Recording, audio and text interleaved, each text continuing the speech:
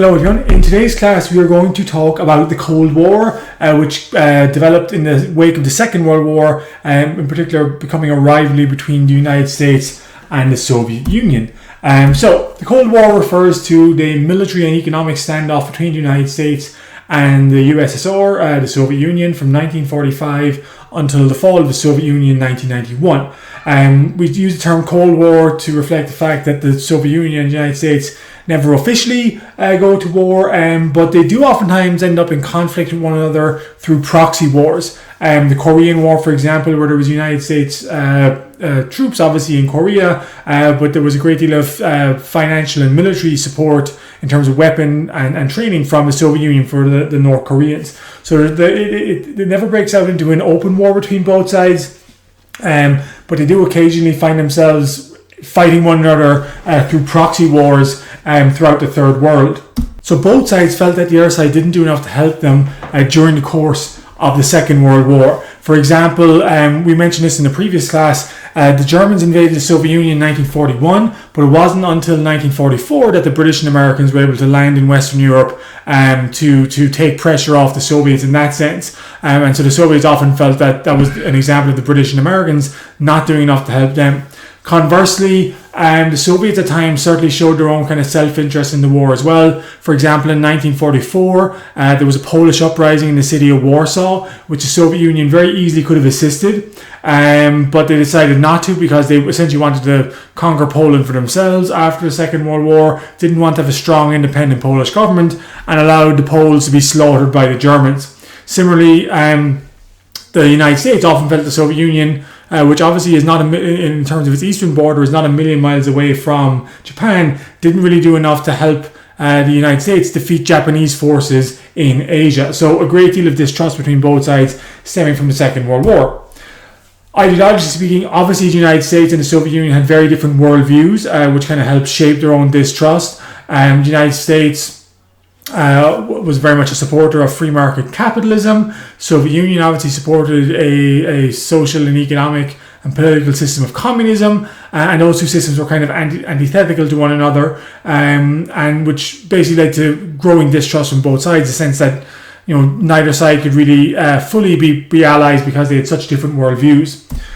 The United States believed, and not totally unjustified, that the Soviet Union wanted to export communism, wanted to spread communism around the world, which in some levels it did. That was the entire purpose of communism. Communism was supposed to be a global ideology in which capitalism, workers of the world would be liberated from, as the Soviets saw it, oppressive capitalism.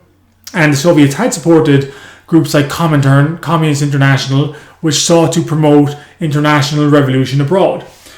The Soviets believed that in the West, and the United States in particular, there was a great deal of distrust of communism and that the Western systems wanted to destroy communism because they saw it as a threat to their system of capitalism, which again wasn't totally unjustified. We mentioned in an earlier lecture during the Russian Revolution that the United States and the French and the British had sent some soldiers into Russia to help the White Army against the Bolsheviks. So, great deal of distrust on both sides, and this eventually emerges as a kind of very tense political and military situation in the wake of the Second World War.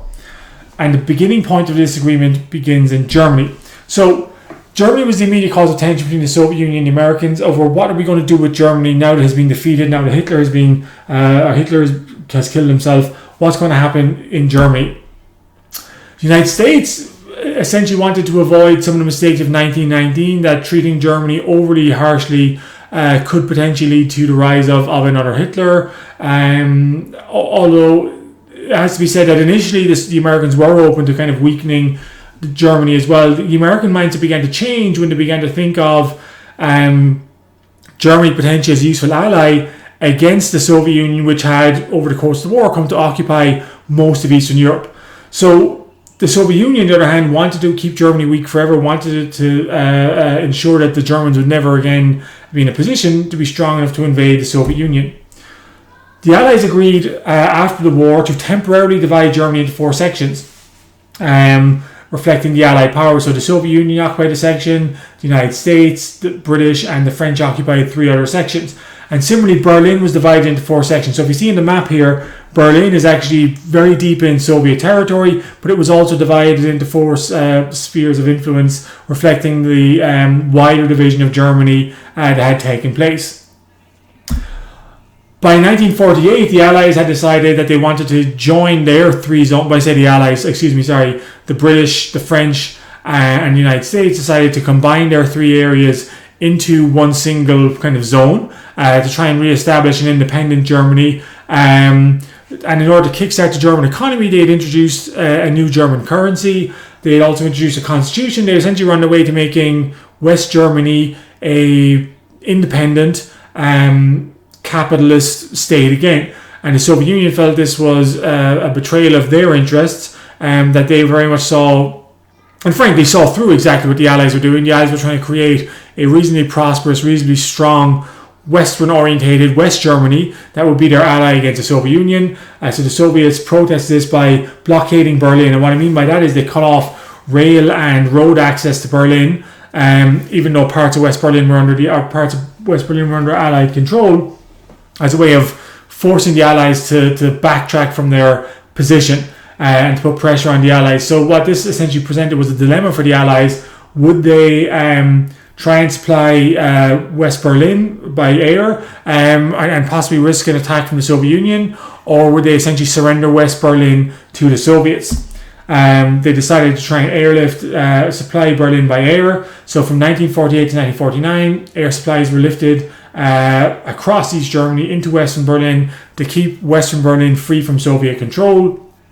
I'll show you a video in a minute that kind of gives more detail on this. Eventually the Allies, or the Soviets, conceded and allowed access to West Berlin to be opened up once again. But this was kind of the beginning points of the division that created the real kind of tension between East and West, and launching the start of the Cold War. So let's take a look at this video. At the Potsdam Conference in 1945, the Allies had agreed to temporarily divide Germany into 4 occupation zones, administered by the U.S., Great Britain, the Soviet Union, and France. The German capital of Berlin, which lay deep within the Soviet zone, was partitioned in the same way. But 3 years later, Germany remained divided, and Berlin had become a microcosm of the Cold War struggle for all of Europe. The Soviet foreign minister emphasized the importance of the German capital. What happens to Berlin happens to Germany. What happens to Germany happens to Europe. The Soviets had plundered the eastern zone of Germany, hauling off machinery, equipment, train tracks, even entire factories to rebuild the Soviet Union.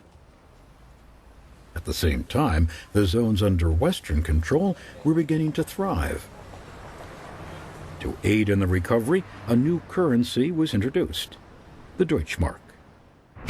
Stalin condemned the move as American economic imperialism and retaliated. On June 24, 1948, he ordered all land access into the city of West Berlin to be sealed off, beginning the Berlin blockade. Roads and railways were shut down. Shipments of goods languished at border crossings.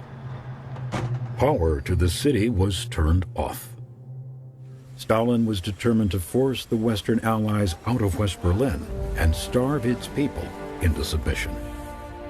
The German capital symbolized American commitment to Europe, but was saving West Berlin worth the risk of war with the Soviets? There would be no debate. President Truman declared, "We are going to stay, period." Within days, the United States and Great Britain orchestrated the Berlin airlift to resupply the beleaguered city. Day and night, planes ferried in food, coal, and medical supplies. On average, a flight landed in West Berlin every 3 minutes. More than 2 million tons of cargo were delivered to Berlin during the 15-month operation. Each mission brought the threat of Soviet military intervention, but it never came, and the flights continued unchallenged. Finally, in May 1949, the Soviets relented and lifted the blockade. In its wake, any hopes to reunify the country were abandoned, and a permanently divided Germany became a reality. Democratic West Germany and Communist East Germany. The blockade underscored the need for a united defense against Soviet aggression. In 1949, the United States and Canada joined with 10 European nations to form a military alliance, the North Atlantic Treaty Organization, or NATO. A rebuilt, rearmed West Germany would join the alliance in 1955. In response, the Soviet Union and its satellites formed a competing alliance, the Warsaw Pact. Through 1948, the success of the Truman Doctrine, the Marshall Plan, and the Berlin Airlift had frustrated Soviet plans to dominate Europe. But the Red Star was rising, and 1949 would be an explosive year for world communism. In August, the Soviets stunned the world when they successfully tested their own atomic bomb, years ahead of expert predictions. And in China, communist revolutionary Mao Zedong prevailed in a decades-long civil war against the Chinese nationalist government. Nearly 500 million Chinese fell under communist rule.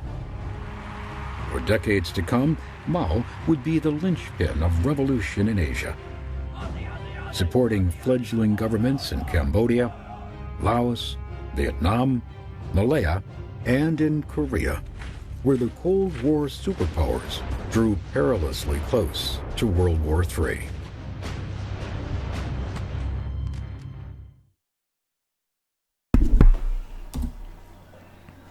So, World War II became the Cold War because Benjamin Franklin Roosevelt did not trust Lenin and Stalin. An Iron Curtain fell across the haunches of Europe. Actually, the reference to Iron Curtain was from a famous speech by Winston Churchill in 1946.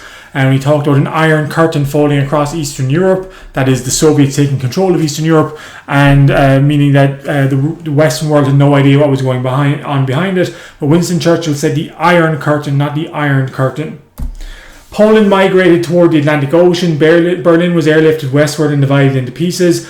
Actually, what they're referring to there is Poland was actually pushed westwards, that the Soviet Union, if you remember, I told you, had invaded eastern Poland in 1939. It basically kept eastern Poland and pushed Poland westwards, and then took a part of eastern Germany and gave it to Poland as compensation. So in that sense, Poland did migrate a little bit, but Berlin certainly was not airlifted westward and divided into pieces, as this person suggests.